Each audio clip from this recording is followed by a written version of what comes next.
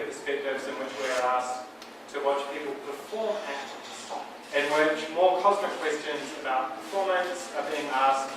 through the enactment of overlapping modes of performativity. This is in no way a new set of ideas. Indeed, for centuries, school children around the English-speaking world have been required to accept that Shakespeare's great theme, if you like,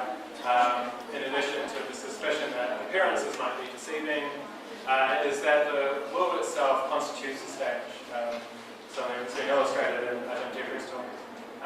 What I hope to demonstrate here is that viewed within the context of performance itself, the self-referential concern of Shakespeare has resulted in the creation of an enduringly live theatre. A theatre that requires in its performance an extra layer of awareness of performance that implicates the audience with the actors in the production of shared illusion through the engagement of multiple ironies on the stage. We'll be doing this thinking about Rachod III. So first we need to maybe ask ourselves, why should we be interested in this historical play more than 400 years after it was created, about events 100 years before that? It might seem strange for me to say all this about performativity in relation to what is, on the face of it, a play about history, politics, and war. In the first version of this play that was printed, quarto in 1597, the play was given the title of Tragedy of King Richard III, containing his treacherous plots against his brother tyrants, the pitiful murder of his innocent nephews, his tyrannical usurpation with the whole course of his detested life and most deserved death. In the folio of first complete works of Shakespeare in 1623, the play was placed more conventionally in the history section with the title simply The Life and Death of King Richard III. If we look at the quarto's title pages focus, after labelling the play as a tragedy, it informs us that Richard and the events of his life are treacherous, tyrannical, pitiful and detested, and his death deserved, obviously. But there's little direct sign here of what is really the chief pleasure of attending a performance of the play, and indeed, if you're paying attention, of reading the text as well. It's not simply that we see these awful, terrible, treacherous things happen, nor that we can pass the sort of judgment that the title page gives it, in a way that separates us from the extravagance of Richard's cruelty. Instead, the chief pleasure of the play remains more than 400 years later that we can get close to and even, in a troubling way, collude with this woeful evil, this overblown tyrant, as he emerges, and then purge ourselves of our enjoyment of this with the laying on of the kind of disapproving adjectives that the title page of that first quarter gives us. The play achieves this pleasure of vicarious villainy through having its main character consciously adopting the role of villain from a discontented position as a true outsider, and taking each step in his rise and fall as a new and enjoyable improvisatory act in that role on the stage of what's presented to us as true history. Richard takes us along as his confidant from the very first, and though he claims to be ill-suited for the kind of celebratory arts that are appropriate to what he calls the weak and piping time of peace at which the play begins, throughout the rest of the play, he proves himself adept at a whole range of histrionics and slapstick routines that belie his posturing as somebody fated to be a purely Machiavellian or a military figure. By taking on the conscious role of the villain, Richard brings us into a world where each of his plots, visions and dreams take the character of exuberant command performances. It actually remains a controversial point in Shakespeare that he does this with an actual historical figure. The real King Richard III reigned in England for just over 2 years, 1483 to 1485, between the age of 30 and his death at 32. At the tumultuous conclusion of the military contentions known as the Wars of the Roses, where the division between the York and Lancaster branches of the Plantagenet family were healed, if you like, with the descendancy of the Tudor dynasty, which was still in power more than 100 years later when Shakespeare came to write the play. Many people quite rightly note the wild propagandistic inaccuracies of the play's portrayal of Richard, but the factual bases of Shakespeare's plot are actually no more exaggerated in their propagandic element than any of the official Tudor history books he was using as his sources. The biggest transformation, though, happens in the sheer speed of the play, which collapses more than a decade of Edward IV and his brother's reign into the space of about half an hour, maybe 45 minutes, and makes Richard's ascent to the throne a series of quick, causally connected steps in a plan that he just keeps telling us about. It is in the additional performative element, the choice of Richard to be a self-labelled villain who carries on as if he is improvising tricks, like a conjurer on a stage, that is the height of what some people regard as a slander against the historical king. Not just that he is committing tyrannous atrocities that may or may not have happened, but that he is shown delighting in the process of going about them and inviting us to delight in his actions as well, seemingly full of fun. It's important to note that Richard was not even a new character for Shakespeare. The play forms the capstone to what is known as his first trilogy, a series of 4 plays about English history, of which the first 3 now conventionally bear the name of King Henry VI. Richard, long before he becomes the Duke of Gloucester, and in this final play, the Tyrannous King, came to the stage as an excessive and brutal, untrustworthy villain within the context of a wide array of terrible and excessive people operating in the civil wars depicted in those first 3 plays. Richard's own play is a continuation of the villainy he openly displays at the end of the third part of Henry VI, where it is his actions that lead to the death of the king and his heir, and allows his elder brother Edward to ascend to the throne of England. During all the commotion, Richard has a soliloquy in which he famously declares, "I can smile, murder while I smile," which is as succinct a description of villainy as we could hope for on the stage. Just that one line, "I can smile," and murder at the same time. So by the time Shakespeare was writing Richard as the main role in this concluding play, heightening the excesses of treachery and tyranny that are established in the first 3 plays, not just as evil, his own delight in it. All these things are well-established theatrical truths about him that we have, if we like, transcended the necessity for historical accuracy. He becomes a distillation, a purer version of the spirit of fruitless internal conflict that has plagued England over the previous 3 plays. It's for this reason that Richard, more than really any other of Shakespeare's historical characters, seems to cross over to other historical periods so well, especially in times of creeping autocracy and demagoguery, the awareness of whole society's descent into tyranny through the unfolding of sometimes gleeful deceptions offers a powerful vision of how quickly things can go awry if somebody is willing to press the buttons for their own purposes. And through history we've seen many different versions of how that can be made applicable to our society, particularly in the 1930s, Bertolt Brecht made a version directly applicable to the rise of Nazism, called the resistible rise of one important thing about Richard that has also been established in his previous plays is also something that's important in the performance history of the play. He's an outcast in a very material, embodied sense. He bears a deformity, that is a physical disability, that he says makes him unsuited to the practices of a peacetime court. Shakespeare emphasises this element of Richard's life more than histories do. Indeed, to make both Richard's and the play's understanding of his role in history is deeply marked by his abnormal appearance and affect, which aligns with contemporary medical views of congenital disability as being related to the experience of the fetus in the womb. Richard describes himself as being half-cooked, rudely stamped, cursed and coming into the world before he could be made complete, and it is this notion of his disability as a curse shaped for sportive tricks and therefore unable to prove a lover, he says, I am determined to prove a villain. Importantly, the association of Richard's disability with the notion of his being cursed, and a curse for his family and thereby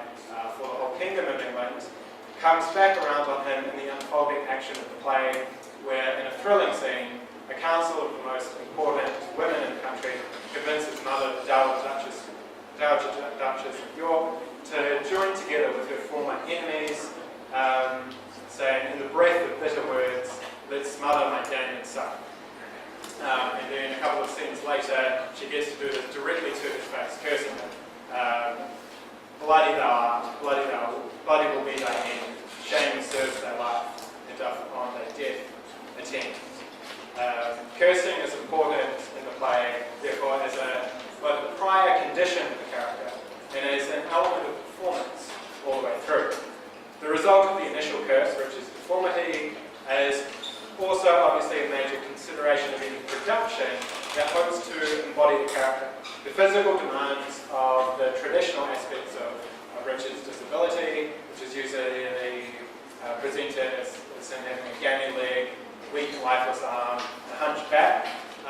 quite strenuous, quite demanding on any actor who hopes to take on the role, and therefore they require a thorough thinking of the union of the physical presentation of the character and his statements about himself. Even when it is not being explicitly mentioned in the text, however often it actually is, Richard's disability suffuses his performance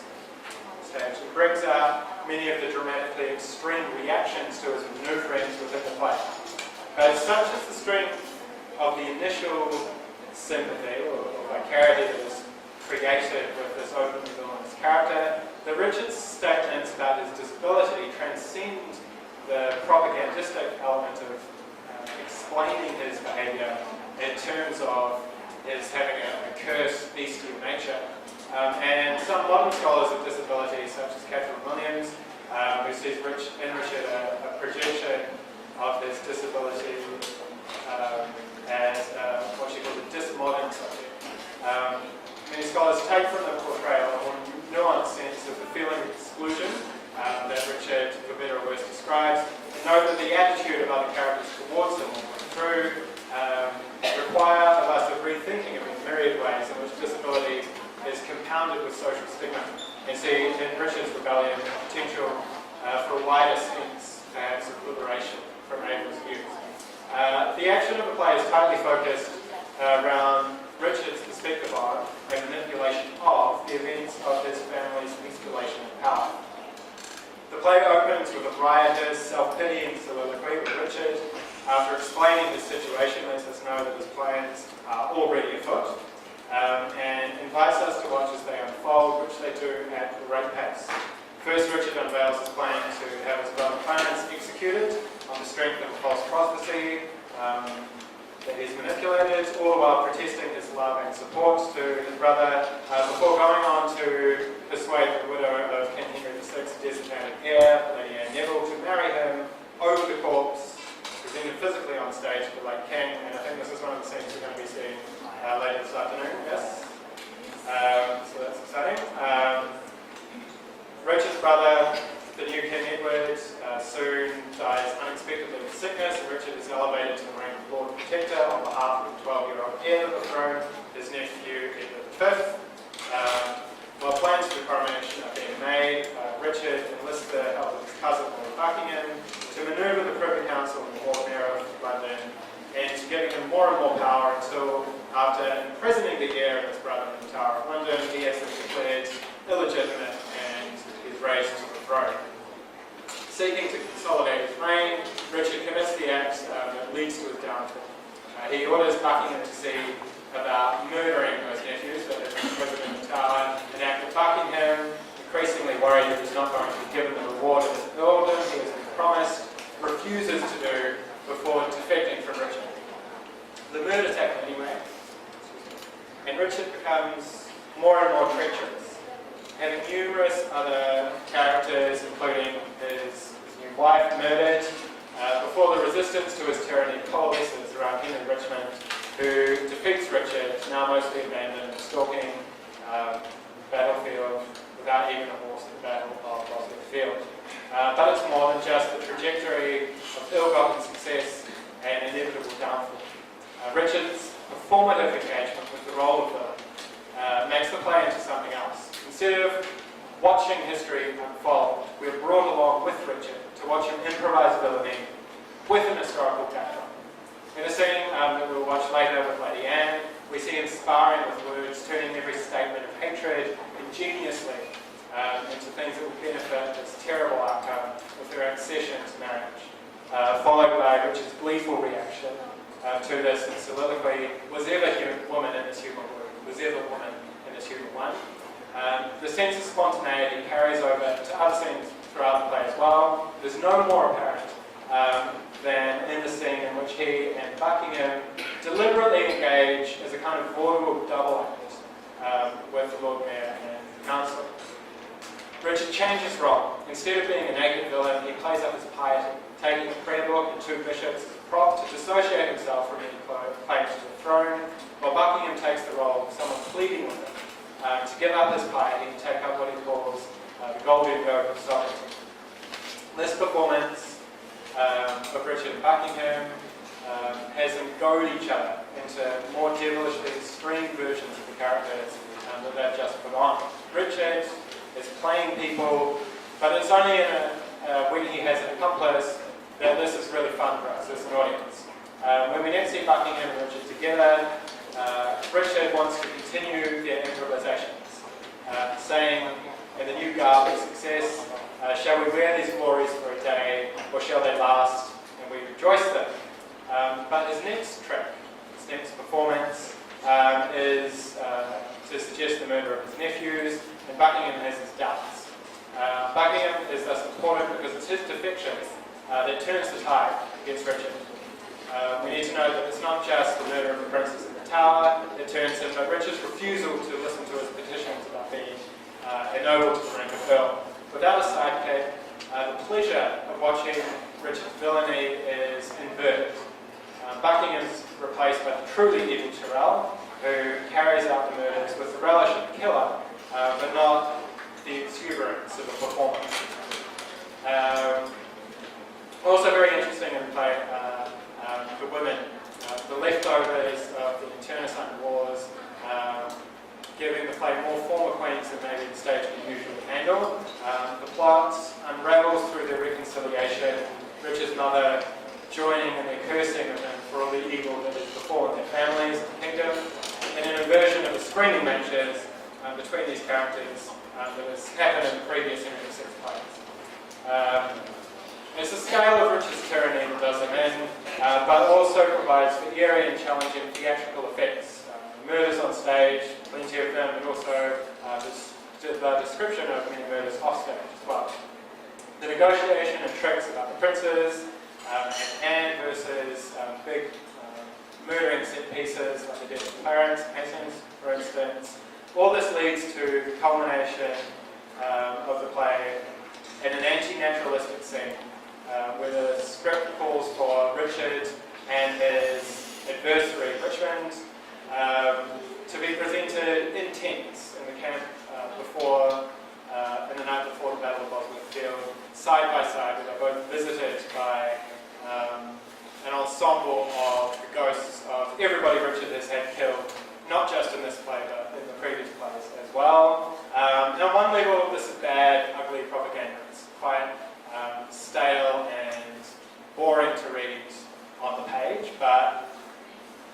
as a way of thinking about how Shakespeare's texts engender a sort of performativity, I want to consider the scene a little bit more deeply in the way that it has come down to. So one of the interesting things about it is that it makes us think about the possibilities of the theatre, or makes us think about what would have to be done to bring these texts to life. So we see all these ghost characters we know, and many of whom we've seen murdered on the stage, or plotted against, presented literally on the stage as ghosts, going through some quite potentially awkward transitions. First giving a speech to Richard on one side and turning to Richmond to give him their blessings. What's more, in the earliest printed versions of the play, Despite there being many elaborate stage directions, there's no direct guidance about how to get these ghosts off the stage. There's no direction for the ghosts to leave before the beginning of the 18th century when there begins to be a convention that they all vanish at the same time when Richard wakes up and gives a soliloquy in which he despairs, torn between his self-love and his acknowledgement of his guilt. It's something that should interest us, saying, I am a villain, yet I lie, I am not. And what I want to consider about the possibilities that are given to us as readers of this play, or performers of this play, 400 years later, is that this absence of a stage direction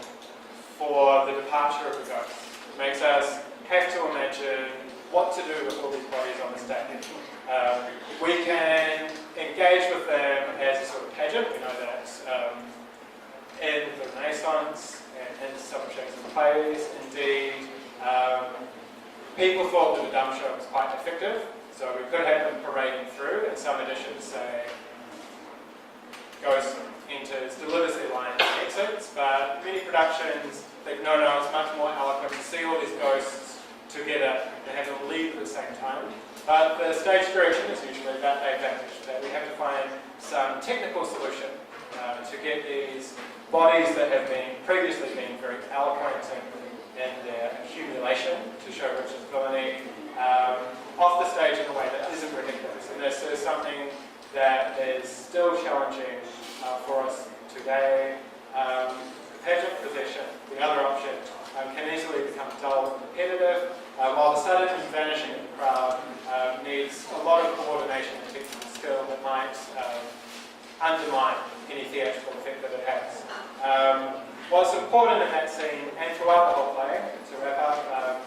is this excess of theatricality. Despite the virtuosic skill of the words themselves, it's their embodiment of self-conscious theatrical principles that Richard's role-playing, the embodiment in this disabled body, the pageantry of scenes like the one with the ghost, and the improvisation of scenes like the one leading to the proclamation of this can make this more than a simple chronicle of history, more than propaganda, but make it a text worth reading, performing, and even revisiting 400 years later.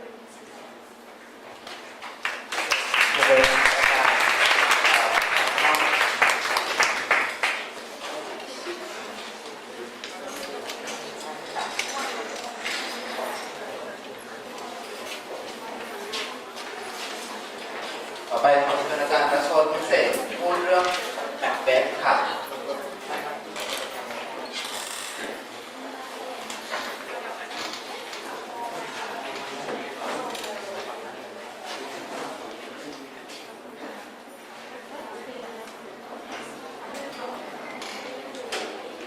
เดี๋ยวผมจะจับเวลาเพื่อให้ผู้จัดจะได้ตายใจที่ต้องพูดแค่25 นาทีจริงๆโอเควันนี้ในปี1623นะครับตอนที่เชคสเปียร์เอาเพื่อนเขาตายไปแล้วเชคสเปียร์ตาย7 ปีแล้วตาย1616นะครับในปี1623เนี่ยเพื่อนร่วมคณะของเขาชื่อจอห์นเฮนมิงกับเฮนรี่คอนเดลก็เอาบทกลอนเชคสเปียร์มารวบรวมนะตีพิมพ์ครั้งแรก1623 The First Folio แล้วเขาแบ่งบทละครเป็น3 ประเภทหนึ่งเป็นคอมเมดี้สุขนาฏกรรมโดยนายเป็นเด็กในนั้นแล้วเป็นบทละครประวัติศาสตร์วิชาที่3ที่อาจารย์พูดถึงไปอีกอันหนึ่งนะครับผมก็เลยคิดว่าพูดได้ครบดีกว่าผมก็เลยตอนชวนมาก็เลยพูดวันนี้พูดโศกนาฏกรรม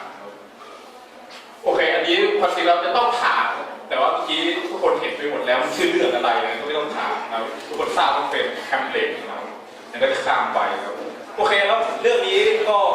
เป็นโศกนาฏกรรมอีกครับแน่นอนแฮมเล็ตเป็นโศกนาฏกรรมของเชคสเปียร์เรื่องหนึ่งที่ผมว่าอ่านก็สนุกนะไปเล่นกี่เวอร์ชันก็สนุกดีเช่นเวอร์ชันนี้คนที่เล่นก็ต้องใช่ไหมครับไปเล่นเป็นแฮมเล็ตนะเป็นฉากที่น่าจะดังที่สุดในวรรณคดีอังกฤษนะฉากที่เจ้าแฮมเล็ตแอบดูมองหัวกะโหลกก็คิดถึงความตายนะไอ้เรื่องบทละครโศกนาฏกรรมอีกเรื่องนึงของเชคสเปียร์เหมือนกันนะครับตัวละครเอกเป็นคนผิวสีช ชื่อเรื่องอะไรครับคุณแกงถามหน่อยชื่ออะไรครับโอเจโลขอบคุณมากที่ช่วยเรื่องโอเจโลครับใช่ครับเป็นเรื่องเกี่ยวกับความริษยาใช่ไหมครับตัวละครที่น่าสนใจเป็นตัวละครตัวร้ายนะชื่อดิอาโก้ซึ่งดิอาโก้ด้วยเหตุผลอะไรก็แล้วแต่เราไม่ค่อยชอบโอเทโลที่เป็นตัวเอกของเราก็เลยหลอกให้เขาถึงภรรยาแล้วสุดท้ายโอเทโลก็ฆ่าภรรยาตายแล้วบทความโศกนาฏกรรมก็อย่างที่คุณทราบมันจบด้วยความตายเป็นส่วนใหญ่แต่วันนี้ผมไม่พูดสองเรื่องนี้ครับผมพูดเรื่องนี้พูดแมคเบธเลย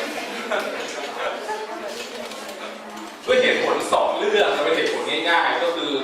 ตอนป.ตรีเราเรียนเรื่องนี้ก็เลยไปคิดว่าทำไมอาจารย์ให้อ่านเรื่องนี้แล้วผมก็คิดว่ามันมีสองเหตุผลที่อาจารย์เลือกให้อ่านแล้วก็ถ้าวันนี้ใครอยากจะเริ่มอ่านเชคสเปียร์เรื่องแรกแต่แมคเบธก็น่าสนใจเพราะมันสั้นอย่างที่เห็นเป็นบทละครโศกนาฏกรรมของเชคสเปียร์ที่สั้นที่สุดนะถ้ารวมกัน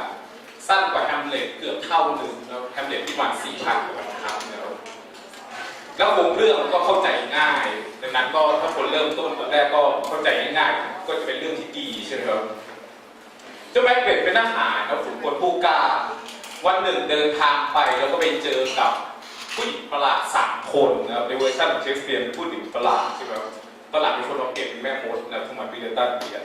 โอเคไปเจอผู้หญิงประหลาด3 คนบอกว่าไม่นานคุณจะได้เป็นพระราชาแล้วเขาเกิดความโลภ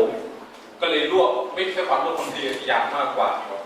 ก็เลยไปปรึกษาภรรยาที่แสนดีก็เลยบอกว่าโอเควิธีการที่ดีที่สุดเราช่วยฆ่าพระราชาคนหนึ่งดีกว่าเขาก็ฆ่ากษัตริย์ตายแล้วชื่อคิงดันเคนได้อำนาจมาปุ๊บประโคมเรื่องมันง่ายมันเหตุการณ์ที่1ก่อน2 3ไปเรื่อยๆฆ่าภรรยาตายปุ๊บได้อำนาจมาเราจะทำอย่างไรนะแน่นอนเราจะไม่รวบรวมคนไปเขียนร่างรัฐธรรมนูญใหม่ใช่ไหมครับเพราะยุคนั้นเราไม่ทำอย่างนั้นนะยุคนั้นเราทำแบบอื่นเราได้อำนาจมาปุ๊บเราทำไงเราก็ต้องใช้อำนาจนั้นคืออำนาจการฆ่าใช่ไหมครับเราก็เริ่มฆ่าก็แบ่งโคก่อนเพราะผู้หญิงแปลกๆ3 คนบอกไว้ว่าไม่นานในระยะยาวนะจะเป็นลูกหลานของแบงโคต่างหากที่จะได้ปกครองสกอตแลนด์แมคเบธก็เลยไปฆ่าเจ้าแบงโคนะแต่ว่า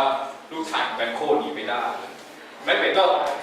สิ่งต่อมาทำไงฆ่าคนใหม่ต่อดีกว่าฆ่าเจ้าแม็กดัฟเป็นแม็กดัฟก็เป็นนายคนหนึ่งแต่ว่าแม็กดัฟหนีไปได้อีกครั้งนะแมคเบธเป็นทรราชที่ไม่ค่อยเก่งอย่างที่เห็นไปฆ่าใครทุกคนหนีได้หมดนะแต่ว่าลูกเมียโดนฆ่าแทนประมาณนั้นสุดท้ายแล้วเจ้าแม็กดัฟหนีไปได้แม็กดัฟทำยังไงก็แน่นอนก็นั่งร้องไห้เฉยๆเรื่องจะไม่จบใช่ไหมก็ไปรวบรวมคนมาแล้วกับเผ่ารถของกษัตริย์องค์เดิมชื่อเมาคอมนะมันเมาคอมกับแม็กดัฟรวบรวมคนมาลบกับเจ้าแม็กเบธเรื่องมันเป็นทางที่ดีนะสุดท้ายแม็กเบธก็ตายถูกฆ่าตายจบลงไปเรื่องแค่นี้เราอย่างที่เห็นเป็นเรื่องที่เราคุ้นเคยเนาะใครดูซีรีส์พวกเกี่ยวกับฆ่าชิงในราชสมบัติกันก็ประมาณนี้เราฆ่าไปฆ่ามา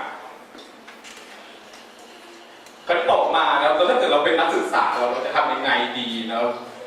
เราอ่านเสร็จปุ๊บเราจะศึกษาในทางไหนบ้างหรือว่าถ้าถูกอาจารย์บังคับให้เราเขียนรายงานเราทำในชีวิตเราดีนะที่แสนเศร้าของเราสิ่งแรกที่เราทำได้นะผมคิดว่าเป็นสิ่งที่ดีเราพยายามคิดบทละครของเชคสเปียร์ในฐานะเป็นผลผลิตของสังคมที่เขาอยู่นะ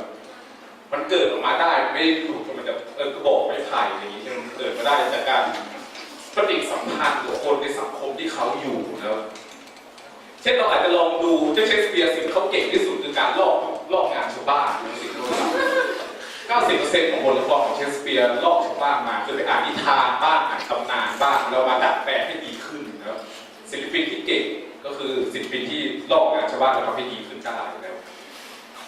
โอเคมีแค่3 เรื่องเท่านั้นเลยที่เราหาโครงเรื่องมาไม่ได้หรือว่าไปลอกกันไหนมามีเมอร์ลี่ไวท์ของวินเซอร์มีไททัสแอนโทนิคัสนะแล้วเทมเพลแล้วนั้นเป็นลอกชาวบ้านมาหมดนะเรื่องแมคเบธก็เหมือนกันแล้วบทความประวัติศาสตร์ส่วนใหญ่ก็ไปลอกของชาวบ้านมาก็คือไปอ่านถึงเรียกลอกไม่ได้เอาดัดแปลงดีกว่าผมใช้ดัดแปลงเราก็ไปอ่านแหล่งข้อมูลหลักที่เชคสเปียร์ใช้คือของคนดีราฟาเอล โฮลินเชนเป็นตำนานอังกฤษสกอตแลนด์และไอร์แลนด์ตีพิมพ์สัก10 ปีก่อนที่เชคสเปียร์จะมาในลอนดอนในเรื่องเขียนบทละครนะครับถ้าลองศึกษาตรงนี้ปุ๊บเราเห็นว่าเชคสเปียร์ทำยังไงกับบทละครแมคเบธเนาะ ลที่เขาได้อยู่อันนี้เป็นตอนที่เกี่ยวกับเรื่องของแมคเบธนะครับเขาพูดถึงเจ้าแบงโคจุดที่ผมเอามาก็ตรงนี้ครับเขาบอกว่าแบงโคเป็น the chief test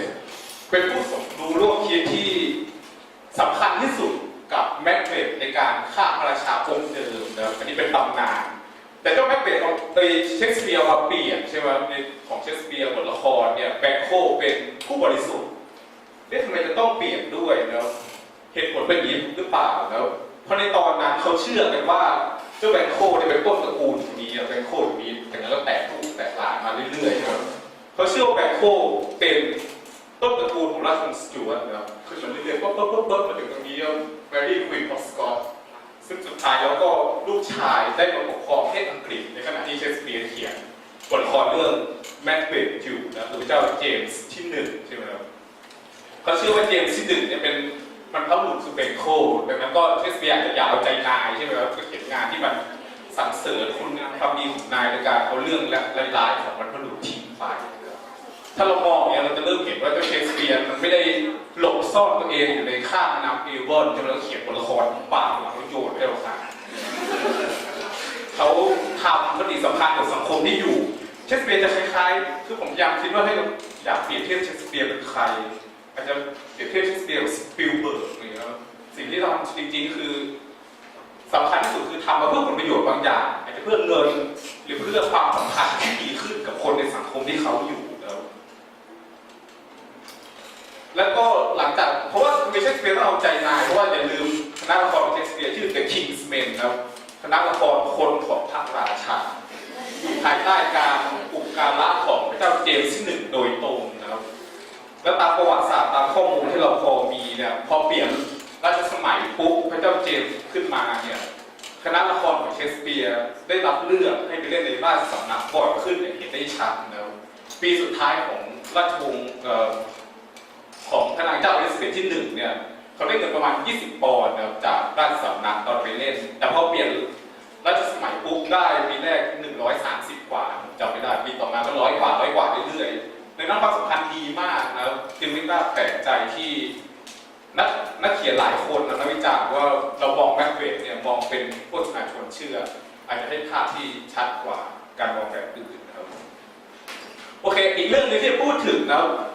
ดูความสำคัญของนายผู้คนมีผลยังไงบทละครที่ออกมาเช่นฉากที่เจ้าแมคเบธกลับไปหาผู้หญิงแปลกๆ3 คนใช่ไหมกลับไปปุ๊บแล้วมีภาพหลอนขึ้นมา1ในภาพหลอนคือลูกแบงโคแล้วก็ลูกหลานยาวไปเรื่อยๆที่ปกครองสกอตแลนด์ไปเรื่อยๆอันนี้ก็แน่นอนเป็นการเอาใจพระเจ้าเจมส์ที่1อย่างได้ชัดนะครับคราวนี้ลองดูอีกอย่างลองดูบทละครอย่างที่บอกเชคสเปียร์ไม่ได้หลบตัวเองอยู่ในหอคอยงาช้างแล้วเขียนงานใช่ไหมครับเขาเขียนงานมาให้เพื่อนเอาไปเล่นดังนั้นก็เขียนงานที่เหมาะสมกับศักยภาพความสามารถของเพื่อนใช่ไหมครับเช่นคนซ้ายมือสุดนะเป็นคนที่ดังที่สุดในคณะนะเป็นตัวเอกของคณะละครของเชคสเปียร์ The King's Men ชื่อริชาร์ดเบอร์เบชใช่ไหมครับก็ดังมากนะตอนเขาตายผู้คนน่าจะเสียใจเศร้าโศกยิ่งกว่าตอนเชคสเปียร์ตายเพราะว่าในสมัยนั้นนักเขียนไม่ดังเท่ากับนักแสดงนะเขาดังมากเหมือนนักเดทของยุคจักรวาลนะประมาณนักเดทหน้าตาประมาณนี้แล้วผมพูดถึงคนที่แป๊บนึงสั้นๆคือมันเป็นอย่างนี้แล้วถ้าเราดูบทละครของเชคสเปียร์ที่เขียนตอนแรกๆตอนเฮนรี่เดอะซีนะตัวละครต่างๆจะพูดบทเท่ากันนะแต่พอตอนท้ายๆแนวโน้มคือตัวละครเช่นแมคเบธแฮมเล็ตคิงเลียจะได้พูดบทเยอะกว่าเพื่อนคนต่อมาเกินครึ่งตลอดเวลานะเพราะอะไรเพราะว่าริชาร์ดเบอร์เบธมันดังขึ้นมาตอนท้ายๆใช่ไหมครับแล้วก็เป็นคนที่ดึงคนมาดูละครได้ยังไงก็ต้องโยนบทให้เพื่อนคนนี้เยอะๆนะดังนั้นการที่เกิดในตัวละครที่สำคัญคิงเลียแฮมเล็ตต่างๆเนี่ยไม่หลุดลอยในสังคมใช่ไหมมันมาจากสิ่งที่เขามีนะครับคณะละครของเขาก็2 ตัวนี้เป็นตัวตลกนะผมมีเวลาโอเคพอได้นะครับก็2 ตัวนี้นะเป็นตัวตลกประจำคณะละครของเขาแล้วของเชคสเปียร์ตรงคนกลางวิลเคนเป็นจำอวดประจำคณะในตอนต้นๆนะแต่ตอนท้ายจะออกไปคนที่เข้ามาเป็นโรเบิร์ตอาร์บินคนนี้น่าจะเป็นคนที่เล่น12 Nightsนะเล่นเป็นเฟสเดย์ที่จะกล่าวถึงนะและอย่างที่อาจารย์ได้พูดถึง เจ้าเฟสเตนลักษณะ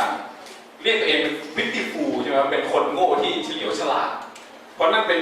มุกตลกหรือเป็นลักษณะการแสดงที่สำคัญของโรเบิร์ตอาร์มินโรเบิร์ตอาร์มินก็คือ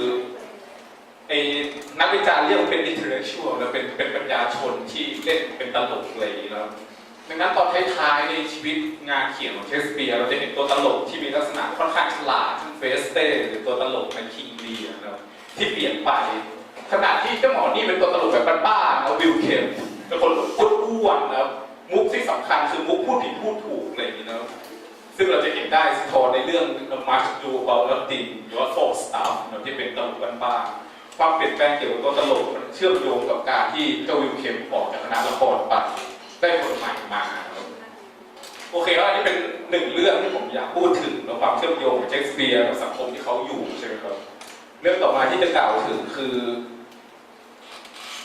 ครับเรื่องที่สองเราวันนี้พูดแค่สองเรื่องสองเป็นความเปลี่ยนแปลงของแมคเบธในละครเวทีแน่นอนว่าตามภาพที่เห็นนะเชคสเปียร์เขาก็เปลี่ยนแปลงไปตามยุคตามสมัยหน้าตาเขาโลกกระทัดที่คนมองใช่ไหมในยุคหนึ่งเชคสเปียร์ก็เป็นคนธรรมดาคนหนึ่งแล้วหาเช้ากินข้าวในยุควิกตอเรียนเขาได้ขึ้นมาเป็นเหมือนเป็นเทพเจ้าแล้วคนหนึ่งสิ่งที่ผมอยากพูดก็คือความเปลี่ยนแปลงที่เกิดขึ้นมันเกิดขึ้นอยู่ตลอดเวลามาแล้วในบทละครเรื่องแมคเบธอันนี้เป็นที่ตีพิมพ์จากปี 1623ที่เหลือมาถึงเราทุกวันนี้ก็คือมาจากปี 1623ซึ่งเขาเชื่อกันว่าน่าจะพูดได้ 100% ว่ามันผ่านการดัดแปลงมาจากโทมัสวิลเลอร์ตันตีพิมพ์ 1616แล้วบทละครชื่อ The Witch เพลงเดียวกันเลยเขาเอามาใส่ตรงนี้นะเขาบอกว่าที่มันเป็นอย่างนี้เพราะว่าบทละครที่เหลือมาถึงเราเนี่ยมันเจ้าโทมัสวิลเลอร์ตันมันก็มาเปลี่ยนนะมันเอาบทหลายอันโดยเฉพาะที่เกี่ยวแม่มดที่เข้ามาใส่คนที่เปลี่ยนชื่อเป็นแม่มดเนี่ยเป็นโทมัสวิลเลอร์ตันนะเชคสเปียร์เอาตามแหล่งข้อมูลของเขาแหล่งข้อมูลเรียกว่าเป็นผู้หญิงแปลกๆ3 คนดังนั้นที่นักศึกษาเล่นต่อไปเนี่ยอาจจะเป็นของโทมัสวิลเลอร์ตันของเชคสเปียร์ไม่แน่ใจนะโอเคแต่นั่นไม่สำคัญอะไรที่สำคัญกว่าอยากพูดถึงสิ่งไม่สำคัญทุกอย่างโอเคอยากจะพูดถึงความเปลี่ยนแปลงครับเชคสเปียร์ไม่ได้ดังตลอดเวลาเนาะก็คือเพื่อนกวีร่วมสมัยเป็นจอห์นสันเรียกเชคสเปียร์ว่าเป็นไม่ใช่นักเขียนของคนยุคเดียวแต่เป็นของคนทุกยุคทุกสมัยนะซึ่งอาจจะให้ภาพลักษณ์เชคสเปียร์ที่มันหลุดจากสังคมที่เขาอยู่ซึ่งไม่ค่อยเป็นประโยชน์เท่าไหร่ในการมองอย่างนั้นนะเชคสเปียร์ชื่อเสียงตกต่ำทันทีนะหลังความตายทำได้หลายอย่างแล้วรวมถึงทำให้คนดังน้อยลงโอเคแล้วเชคสเปียร์ดังน้อยลงอย่างเห็นได้ชัดก็คือคณะละครเขาอยู่ต่อใช่ไหมเพื่อนๆก็ต้องทำมาหากินต่อไปแล้วถึงเชคสเปียร์ตายไปแล้วต้องมาปิดตอนสงครามกลางเมืองปี 1642 นั่นก็คือ20 กว่าปีนะครับในช่วง20 กว่าปีนั้นบทละครของเชคสเปียร์ถูกเลือกให้ไปเล่นในราชสำนักแค่8 ครั้งขณะที่นักเขียนที่ดังขึ้นมาตอนท้ายที่จอห์นเฟรเชอร์กับฟรานซิสเบอร์มอนต์เนี่ยได้รับเลือกไปให้เล่นถึง50 ครั้งนั้นเห็นได้ชัดว่าเชคสเปียร์ตกกระบอกไปเรียบร้อยแล้วเกิดสงครามกลางเมืองจากนั้นเกิดโอเวอร์คอมเวลขึ้นมาใช่ไหมโรงละครถูกปิดไปเปิดอีกทีปี 1660นะครับนั้นปิดไป40 กว่าปีเจ้าเชคสเปียร์ที่ตกกระบอกเข้าไปใหญ่ไม่มีใครสนใจเชคสเปียร์ต่อไปนะครับคือตามที่เราเก็บข้อมูลไว้ชัดเจนว่าเมื่อไหร่ก็ตามบทละครของเชคสเปียร์ไปเล่นในปีต้นๆคนไม่ดูนะครับปี 1660 61 62อย่างเงี้ยพอบทละครแฮมเล็ตแมคเบธอะไรก็ไปเล่นเถอะไม่มีคนดูนะครับเล่นได้ครั้ง2 ครั้งก็ต้องปิดขณะที่บทละครใหม่ๆนะถ้าเขียนขึ้นมาใหม่เนี่ยอาจจะเล่นได้6 7 8ถึงที่ดังที่สุดเล่นได้13 ครั้งดังนั้นคนจะทำยังไงคณะละครถูกเปิดมาแล้วนะบทละครเก่าเล่นคนก็ไม่ดูเขียนใหม่ก็เขียนไม่ทันเนี่ยเพราะว่าคนรุ่นก่อนที่เคยเป็นนักเขียนบทเนี่ยตายไปหมดแล้วมันผ่านมา40 ปีจนมีสงครามกลางเมืองมีอะไรมาฆ่าวิลเลียม ดับเบิลแลนด์เราเขียนบทใหม่มันก็ไม่ทันทำยังไงดีสิ่งที่เขาทำคือเอาบทละครเก่าๆมาดัดแปลงบทละครเก่าๆมาดัดแปลงให้มันร่วมสมัยขึ้นนะสิ่งแรกที่เขาทำคือเอามาร์ชดูเอาตัดติกับเมเชอร์ฟอร์เมเชอร์ที่มันรวมกันเป็นบทละครชื่อ Law Against Lover สิ่งที่เกิดขึ้นก็คือดังขึ้นเล็กน้อยเล่นได้3 ครั้งได้รับเลือกให้เป็นเล่นในราชสำนักด้วยอย่างนั้นเราเป็นนักทางนี้แหละถูกต้องเขาก็ดัดแปลงบทละครมาเรื่อยๆครับจนถึงตายเจ้าแมคเบธก็ถูกดัดแปลงถ้าเราสังเกตดูนะครับ ทั้งหมดเนี่ยตรงข้างหน้าเนี่ยไม่มีคำว่าเชคสเปียร์และเมื่อไหร่ก็ตามมีการโฆษณาละครเวทีถึงเขียนโดยเชคสเปียร์ก็จริงเนี่ยในตอนปี 1660 เป็นต้นไปถึงต้นศตวรรษที่ 18 เนี่ยจะมีชื่อเชคสเปียร์เพราะอะไรเพราะเชคสเปียร์ขายไม่ได้ตอนนั้นสิ่งที่ขายได้คือตรงนี้ครับ New Song มีเพลงใหม่นะมี Alterations จะมีการดัดแปลงต่างๆนานาเพื่อให้คนแน่ใจว่าละครเก่าก็จริงแต่เราเปลี่ยนละให้เหมาะสมกับยุคสมัยนะครับเช่นอันนี้อาจจะเป็นหนึ่งในฉากนะครับสังเกตดูว่าเจ้าอันนี้น่าจะเป็นคอมมานด์มิเดอร์เตอร์นะครับเขาแต่งตัวร่วมสมัยไม่มีใครแต่งตัวจากโคเบียนแล้วก็อย่างที่บอกเขาพยายามทำให้มันร่วมสมัยกับตัวเองเนาะอันต่อมาแล้วอันนี้ตอนตายตอนเจ้าแมคเบธตายแล้วผมไปรวดเร็วแล้วเขาก็ประมาณแบบโอ้ฉันต้องตายแล้วเนี่ยสิ่งที่เลวร้ายที่สุดในโลกใบนี้คือความทะเยอทะยานอะไรประมาณนี้แน่นอนเป็นวาระซ่อนเลนใช่ไหมของระบบฟื้นฟูระบบกษัตริย์ขึ้นมาแล้วก็เป็นการโจมตีโอเวอร์คอร์เวลในตัวพอดัดแปลงมาปุ๊บมันดังขึ้นทันทีแล้วเจ้าแมคเบธเวอร์ชันที่ถูกดัดแปลงเนี่ยมีคนเอาไปเล่นซ้ำเรื่อยๆมาเกือบ100 ปีนะครับดังนั้นเชคสเปียร์ถูกเปลี่ยนหน้าตาไปก็จริงแล้วแต่ว่าเขาได้กลับมาอีกครั้งได้กลับมาเป็นส่วนสำคัญในละครเวทีครั้งจากนั้นก็มีความเปลี่ยนแปลงไปเรื่อยๆจนในที่สุดแล้วบทละครตั้งเดิมได้กลับมาใช่ไหมครับเป็นตัวอย่างที่1แล้วตัวอย่างสุดท้ายตามเวลาที่เหลือแล้วโอเคอันนี้เป็นโรงละครบ้านเกิดของเชคสเปียร์นะครับ The RSC ซึ่งน่าจะเป็นโรงละครที่เล่นบทละครของเชคสเปียร์โดยเฉพาะที่ทรงอิทธิพลที่สุดนะครับอยู่บ้านเกิดเขาสแตฟฟอร์ดแอนด์เอเวอร์เล่นประมาณปีที่6-7 เรื่องแล้วประมาณนั้นอันนี้เป็นโรงละครใหม่ที่เขาเล่นนะครับอย่างที่อาจารย์กล่าวไปจะมีเขาเรียกเป็นทัสเตจใช่ไหมเดี๋ยวนี้เขาชอบให้เอาคนดูมาล้อมเวทีนะซึ่งมันจะทำได้ดีกว่าเวลาไปดูละครตลกหรือว่าคอมเมดี้เวลาดูฉากที่มันเวทีที่คนดูมันไกลของนักแสดงไม่ค่อยตลกนะนี่เป็นปัญหาใหญ่ๆมากในละครเวทีบ้านเราโอเคครับแต่ผมอยากกล่าวว่าเขาขอกลับได้แล้วกลับหลังเลยนะโอเคครับได้แล้วโอเคครับโรงละคร The RSC นี่เป็นโรงละครระดับชาติก็คือมันได้เงินอุดหนุนเท่าๆกับโรงละครแห่งชาติแต่มันไม่เป็นอย่างนั้นตั้งแต่ต้นนะตอนต้นเนี่ยเขาเป็นโรงละครระดับโอท็อปนะท้องถิ่นนะโรงละครโอท็อปก็เปลี่ยนยังไงเปลี่ยนตัวเองจากโรงละครระดับโอท็อปมาเป็นโรงละครระดับชาติระดับนานาชาติได้เพราะว่าไม่นานนี้ก็เพิ่งไปจีนมาแล้วจีนเดี๋ยวนี้สำคัญมากอันนี้เขาตอนที่ก่อตั้งใหม่ๆตอนปลายรัชสมัยพระนางเจ้าวิกตอเรียนะเขาเล่นเรื่อง As You Like It นะและในนี้จะมีดาวดังอยู่1 คนนี่เป็นหน้าตาโรงละครตอนนั้นแล้วสุชาติแบบเป็นแบบเก่าเนี่ยมีดาวดังคนหนึ่งนะที่สำคัญในประวัติศาสตร์ของโรงละครใน RSC มากนะคือเจ้าปางที่โดนห้อยหัวเนี่ยเป็นตัวละครที่ดังที่สุดในนี้นะมันดังยังไงก็คือสังเกตชื่อด้วยครับตอนนั้นชื่อ The Shakespeare Memorial Theatre เป็นการระลึกถึงเชคสเปียร์นั้นทัศนคติตอนแรกค่อนข้างมองกลับหลังมากค่อนข้างหัวโบราณนิดหน่อยทำไมยกกวางดังขึ้นมาได้นะครับเพราะตามตำนานเขาว่าเชคสเปียร์เนี่ยต้องเล่ร่อนไปอยู่กรุงลอนดอนเพราะไปขโมยกวางมาครับไปขโมยกวางของตระกูลชื่อลูซี่ซึ่งเป็นตระกูลที่มีคนในย่านบอริเชียนะครับดังนั้นพอเปิดโรงละครของเชคสเปียร์มาปุ๊บเพื่อให้ตำนานอยู่ต่อไปนะครับนักแสดงก็เลยขอกวางจากตระกูลนั้นนะครับแล้วเอามาสตาฟแล้วเกิดเป็นตำนานนะคือเมื่อไหร่ก็ตามเล่นเจ้า As You Like It เนี่ยจะต้องเอากวางมาประกอบฉากตรงไหนก็ได้ทำไปเรื่อยๆอย่างนี้นะจนถึงสงครามโลกครั้งที่1ผ่านมาเกือบ40 ปีใช่ไหมเขาก็ต้องทำต่อไปมีผู้กำกับคนหนึ่งที่ไม่ยอมทำตามนั้นนะก็คือพอกวางมันเน่าแล้วว่า40 กว่าปีเราคิดทำโดนมอดโดนอะไรกันก็กวางทิ้งไปเลยดีกว่าแล้วก็เล่นกันไม่ต้องมีกวางสิ่งเกิดขึ้นก็คือชาวบ้านโกรธมากเลยอย่างที่บอกไปเป็นประเพณีของเขาใช่ไหมชาวบ้านในย่านสแตฟฟอร์ดโกรธมากเขาเล่าว่าวันหนึ่งเขาเดินไปไหนก็มีแต่คนมองเหยียดหยามแล้ววันหนึ่งไปโรงแรมผู้หญิงวัยกลางคนหนึ่งเดินเข้ามาเลยแล้วก็ชูกำปั้นใส่เขาว่าแกกล้าดียังไงมายุ่งกับกวางพวกเราประมาณ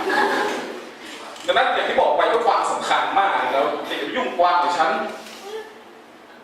ถ้าสักติอย่างเงี้ยไม่พาไปสู่การเป็นโรงละครระดับชาติแน่นอนแล้วมันเป็นโรงละครระดับชาติได้ยังไงแล้วก็คือผู้ก่อตั้งเสียชีวิตไป คนรุ่นหลานขึ้นมานะคนรุ่นหลานก็สิ่งแรกที่ต้องทำคือต้องยกระดับแล้วโรงละครของเราจะไม่เป็นโอท็อปอีกต่อไปแล้วเป็นโออินเตอร์แล้ว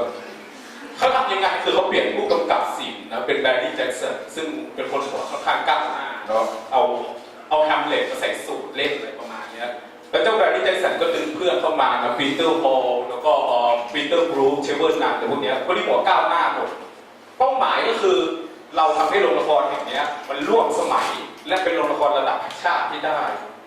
เมื่อโลกทัศน์มันเปลี่ยนสิ่งตามมาคือการระเบิดของความคิดสร้างสรรค์เช่นนี้ครับเข้าเรื่องริชาร์ดขอโทษเรื่องเฮนรี่ซีซึ่งไม่ค่อยดังแล้วไม่ค่อยมีใครรู้จักมาทำในปี 1963 มาแปลงใหม่แล้วมารวมกับริชาร์ดเจอร์ด้วยแล้วก็ฉากอย่างที่เห็นนะเป็นเหล็กๆเพื่อสะท้อนสังคมในช่วงสงครามเย็นแล้วที่มีแต่ความโหดร้ายคือปีเตอร์ฮอลบอกว่าเมื่อไหร่ก็ตามมาเชคสเปียร์มาเล่นต้องเล่นเหมือนเป็นข่าวหน้าหนึ่งเพื่อมาถึง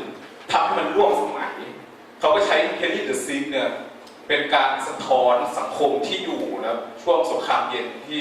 ความแรงเกิดขึ้นครั้งแล้วครั้งเล่าโดยดูเหมือนจะไม่จบแล้วไม่รู้เกิดขึ้นไปทำไมใช่ไหม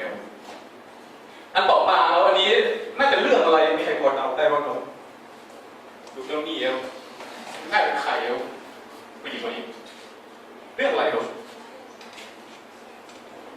โอเคครับขอบคุณมากที่ตอบนะครับวินเทอร์บุ๊กอวิสเมอร์ไนท์ดีว่าปี 1970นะคือแต่ก่อนเองเรื่องอวิสเมอร์ไนท์ดีมันค่อนข้างมีลักษณะเป็นแฟรี่เทลนะเขาก็ทำใหม่ทำเล่นในกล่องสีขาวใช่ไหมแล้วเน้นเรื่องเพศแล้วเอาไอเดียมาจากแยนคอร์บอกว่าอวิสเมอร์ไนท์ดีเนี่ยมันเกี่ยวกับเซ็กส์เป็นใหญ่นะครับเป็นแบบมนุษย์นะอันนี้อ่านเราแมคเบธนะสไลด์สุดท้ายของผมแล้วแมคเบธอันนี้เอามาเล่นในโรงละครชื่อ The Author Place ก็คือเป็นโรงละครขนาดเล็กของ The RSC นะครับมาเล่นโดยเน้นเรื่องเกี่ยวกับเวทมนต์ไสยศาสตร์มนต์ดำแล้วขีดวงกลับไว้ปุ๊บแล้วให้ตัวละครนั่งรอตรงนี้นะเวลาเป็นบทของใครก็เดินมาเล่นเสร็จปุ๊บก็ไปนั่งตรงรอบวงต่อเพื่อเห็นภาพตัวแสดงเป็นคนถูกชักใยเคยเป็นคนถูกชักใยอะไรต่างๆและด้วยเหตุผลนี้แล้ว The RSC ใช้เหตุผลนี้เป็นหลักนะบอกว่าเห็นไหมพวกเราทำการทดลองเกี่ยวกับเชคสเปียร์เยอะแยะมากมายซึ่งแน่นอนการทดลองมันบางครั้งอาจจะไม่ประสบความสำเร็จไม่ได้เงินอะไรอย่างนี้แล้วดังนั้นถ้าให้พวกเราทดลองต่อไปเอามาทำใหม่เรื่อยๆเนี่ยขอเงินสนับสนุนด้วยสุดท้ายแล้วได้เงินสนับสนุนมาจริงๆใช่ไหมและทำให้ตัวเองกลับขึ้นมาเป็นละครระดับชาติได้สุดท้ายที่ผมอยากจะปิดอย่างนี้ดูจากประวัติศาสตร์ของเชคสเปียร์นะครับการขึ้นมาของ The RSC แล้วก็จากที่เชคสเปียร์ตกต่ำกลับขึ้นมาได้เนี่ยเป็นเพราะอะไรเป็นเพราะเขาเปลี่ยนแปลงนะผู้คนเปลี่ยนแปลงเหมือนที่เขียนบนข้างฝานี่ใช่ไหมความเปลี่ยนแปลงเป็นสิ่งเปลี่ยนแปลงไม่ได้ถ้าเราวัฒนธรรมใดก็ตามทุกคนทราบนะครับเราไม่เปลี่ยนแปลงเราไม่คิดใหม่นะมันจะอยู่นิ่งวัฒนธรรมใดอยู่นิ่งมันก็จะตายมันไม่มีประโยชน์กับใครนะทำอะไรต่อไปก็ไม่ได้เหมือนเช่นทศกัณฐ์ของประเทศไทยแล้วนี่บอกข้ามแล้วที่ทำอะไรไม่ได้เลยแล้วแม้แต่แค่เอาไปหยอดขนมโคกแค่ขนมโคกกระทรวงวัฒนธรรมก็ไม่ให้เราทำแล้วเมื่อไหร่เป็นอย่างนี้เมื่อไหร่แนวคิดเป็นอย่างนี้แล้วเราห้ามเปลี่ยนแปลงแล้วทำเหมือนเดิมซ้ำๆเหมือนกระทรวงวัฒนธรรมกำลังบังคับให้เราสร้างกวางตัวใหม่เข้ามาให้ประเทศไทยแล้วทำซ้ำๆให้กวางเน่าไปเป็นวันๆแล้วผมก็เลยคิดว่าสิ่งสำคัญที่สุดเราจะลองพยายามช่วยกันตามแรงที่มีก็คือพยายามยืนยันว่าสังคมแห่งนี้มันจะอยู่รอดต่อไปได้แล้วสิ่งจำเป็นจริงๆที่เราต้องการความที่สร้างสรรค์และการเปลี่ยนแปลงเพราะการเปลี่ยนแปลงมันเรียกไม่ได้ขอบคุณมาก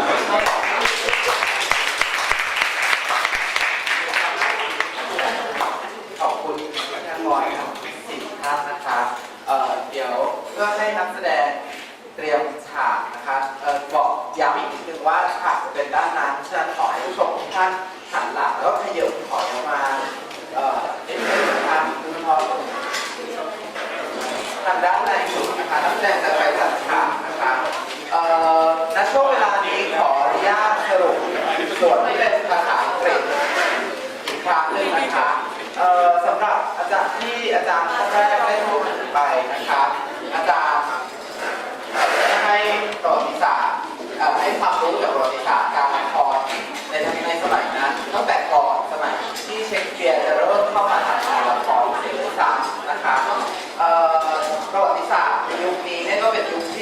น่าสนใจในแง่ที่ว่าจะให้เราเห็นใช่ไหมคะว่าตัวบรรดาพวกนักแสดงทั้งหลายทั้งแหล่อาจจะถูกมองว่าเป็นคนที่ไม่ต่างกับคนรับใช้ได้ส่วนหญิงหอจานอีกท่านหนึ่งนะคะเราได้ทำความรู้จักกับริชาร์ดเติร์ดซึ่งกำลังจะเป็นละครเรื่องถัดไปของเรานะคะแล้วก็จะได้ชี้ให้เห็นถึงแง่มุมต่างๆที่มีนักวิจารณ์ได้วิเคราะห์และมองถึงบทละครเรื่องนี้เราจะมองว่าเป็นโฆษณาชวนเชื่อที่จะสนับสนุนราชวงศ์ทิวเดอร์ราชวงศ์ปัจจุบันที่เชคสเปียร์กำลังรับใช้อยู่หรือมองว่าบทละครเรื่องนี้ทำหน้าที่ในแง่ที่ว่าปลดปล่อยเรื่องราวกับคนพิการที่ต้องการจะเอาชนะตราบาปที่สังคมยัดเยียดให้กับเขานะคะยังไงก็เดี๋ยว